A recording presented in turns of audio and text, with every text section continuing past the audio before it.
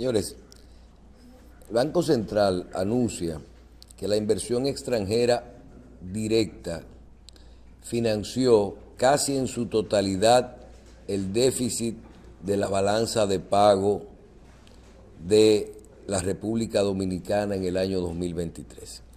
¿Qué es la balanza de pago?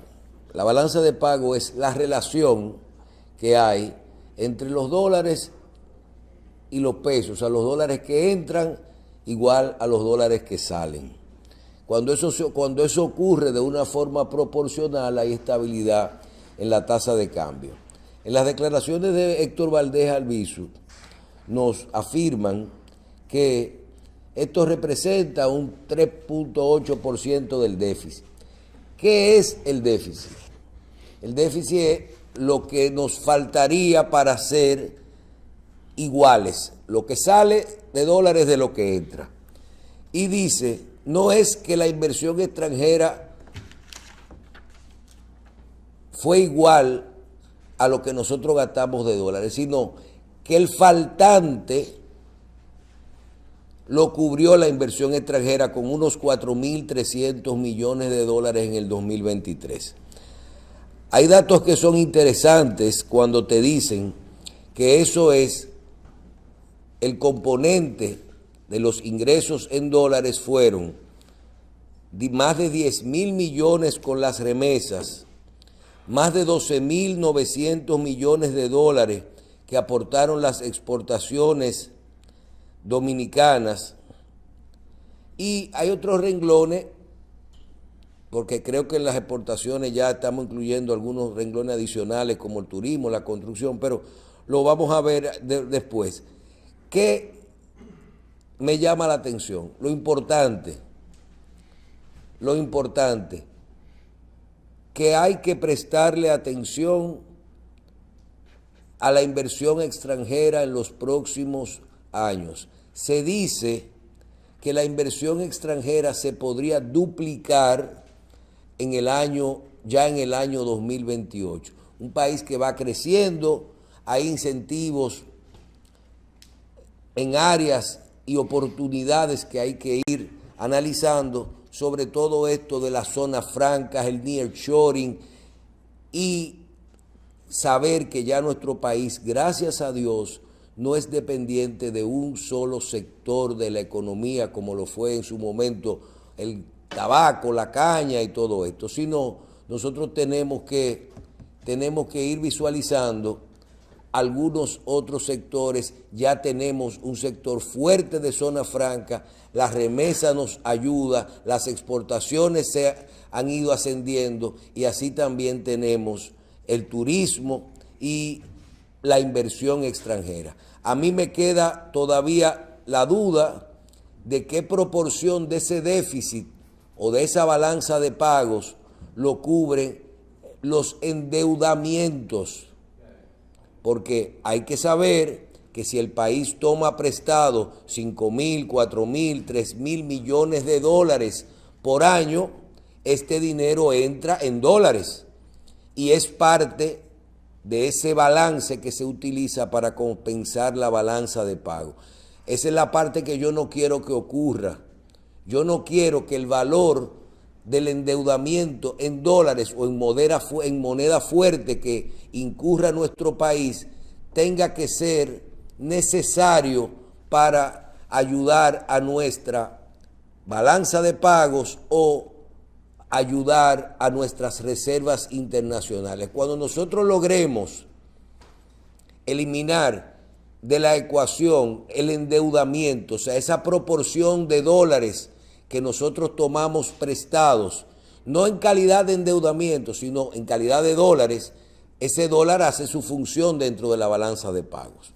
Por otro lado, quiero hablar un poquito de lo que serían los incentivos fiscales. Miren, hablábamos de los incentivos fiscales en lo que tiene que ver con los paneles solares. Yo creo que es un buen ejemplo el tema de los paneles solares.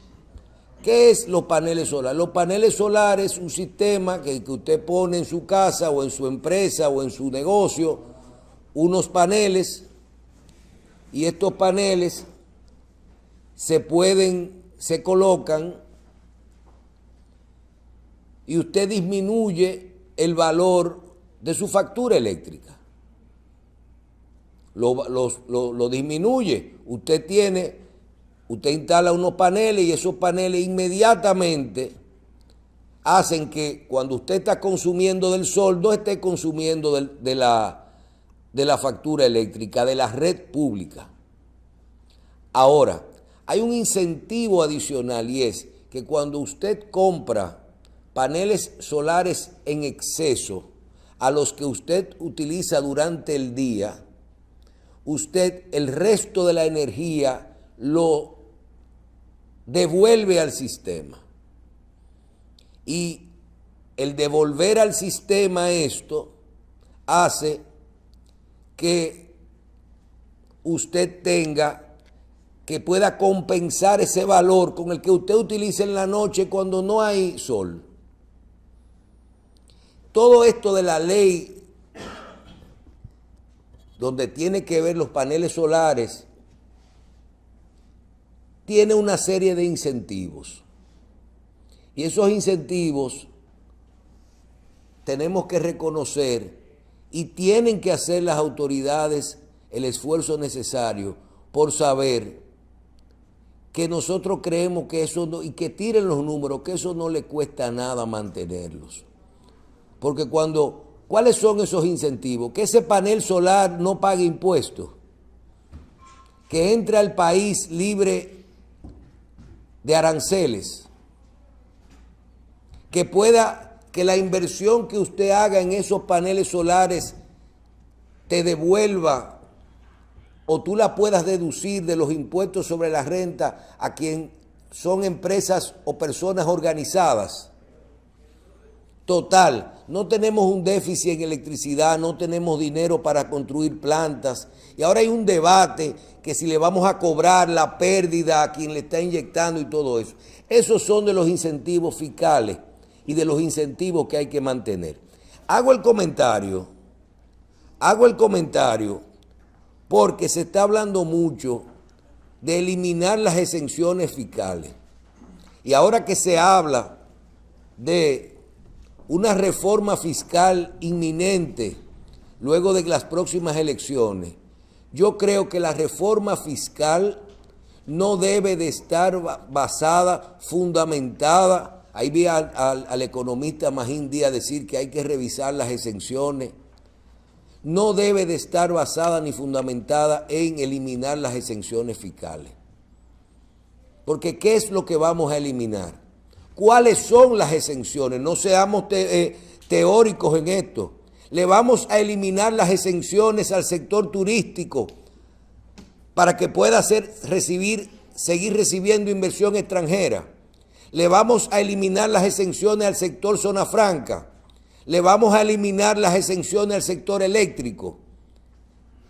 Le vamos a eliminar las exenciones al sector agropecuario. Le vamos a poner ITEVIS a la salud. Le vamos a poner ITEVIS a la educación. Y le vamos a poner ITEVIS a los productos de alimentación que hoy todavía están exentos. Cuando todo esto ocurra, no te va a encarecer el costo de la vida. Entonces tú produces un impuesto, pero entonces tú le encareces la vida a la gente. Las exenciones fiscales son muy pocas las que quedan que analizar. Y las que haya que analizar, que se analicen, pero no van a representar la solución al problema de recaudaciones de nuestro país. La recaudación, el problema está basado en que aquí no es cierto que hay una presión de un 14.5 ni de un 14.9, una presión tributaria. El problema está en que quienes estamos pagando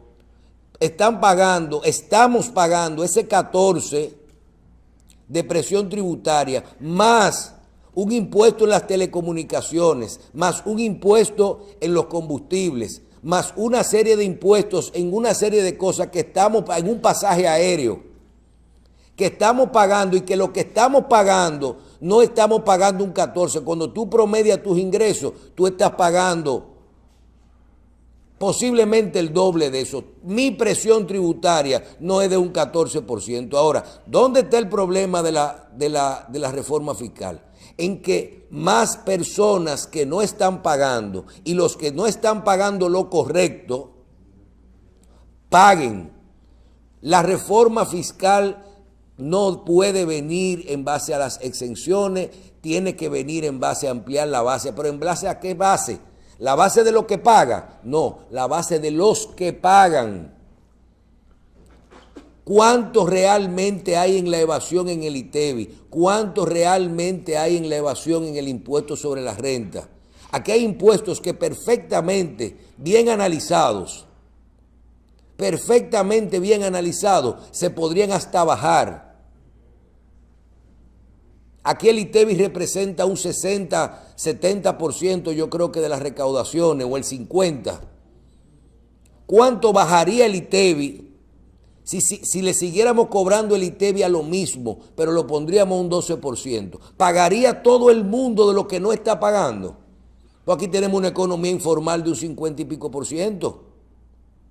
Entonces, nosotros tenemos ya, y ahora que se va a hablar de reforma fiscal y que estamos hablando de inversión extranjera, en tener cuidado. ¿Por qué? Porque las exenciones, ¿cuáles son las que hay que eliminar? A mí no me da por ningún lado. Eliminar exenciones, lo que te va a eliminar es la inversión extranjera, la inversión local, y te va a eliminar y te va a encarecer los precios en las cosas, en las personas que no tienen que ver con eso. Si yo no tengo que pagar ITEVI en el colegio de mi hijo y me ponen ITEVI, ¿de qué se trata? Y si no, terminaremos una conversación absurda donde nos vamos a pasar 4 o 5 años discutiendo un pacto fiscal y no vamos a lograr nada. Las exenciones, ¿cuáles eran? Ya aquí no le dan los 800 pesos a los combustibles de los choferes. Que se puede analizar todavía una partida que hay en los combustibles para la generadora y todo eso. Sí, pero ese no es el fondo de lo que significa la discusión de un pacto fiscal. ¿Le vamos a quitar los incentivos a la zona franca? ¿Se lo vamos a quitar al turismo? Entonces, vamos a hablar claro. ¿Qué sería una reforma fiscal? Sería que los que están pagando mucho, que es la clase media, son los que tenemos que ampliar la base de todo esto. Hay que ver una gran cantidad de productos. Aquí hay que analizar hasta los acuerdos con el tema del DERE-CAFTA. Hay que sentarse bien a ver si lo de los $200 es importante o obligatorio dentro de los acuerdos con el DERE-CAFTA. Si es verdad que eso está ahí adentro, de que aquí tiene que entrar, lo que entre por internet tiene que entrar libre de impuestos. Si a mí me conviene, sí, a mí me conviene. A mí me conviene comprar hasta $200, 200 veces para poder no pagar impuestos de eso. Ahora, le conviene a la mano de obra dominicana, le conviene al comercio. El comercio que sí paga el ITEVI, sí paga aranceles, sí paga personal, sí paga seguridad social, y eso es el dinero que sigue hacia la economía dominicana. Todo lo que hay que analizarlo, porque aquí no se está trayendo plátano ni huevo por internet. Aquí no se están trayendo plátano ni huevo por internet, se están trayendo productos que pueden ser comprados perfectamente en tiendas, o si no, que compitan en igualdad de condiciones, a ver si nos representan algo de recaudaciones.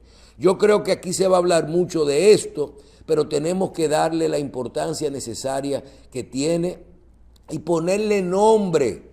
Ya no podemos seguir haciendo propuestas con titulares. Vamos a hablar de exenciones. Eliminen las exenciones. ¿Qué es las exenciones? Explíquenle a la gente lo que es las exenciones. ¿Qué es el gasto tributario? ¿Cuáles son los componentes dentro del gasto tributario? El ITEVI, la educación, la salud. Que el impuesto a los combustibles. Sí, yo quiero saber cuál es el impuesto a los combustibles, cómo lo podemos eliminar. Yo no soy de los que dice vamos a eliminarlo de un día para otro.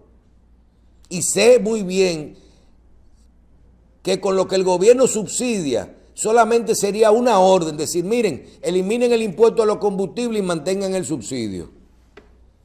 y sería lo mismo si estuviera estable el precio de los combustibles. Mientras tanto, yo creo que aquí ya todos los sectores tienen que ponerse de acuerdo, sobre todo a ceder dentro de sus intereses para que sus posiciones puedan tener y ayudar a lograr un consenso a mediano plazo, porque si no, no vamos a tener una reforma equitativa y sobre todo que produzca lo que se anda buscando, que es que nuestros ingresos sean iguales o mayores que nuestros gastos y no tengamos que buscar una diferencia para pagar esos financiamientos y que nos alcance cuando vayamos a elaborar un presupuesto cada año para las obras sociales, para las obras de infraestructura y sobre todo para una buena gestión.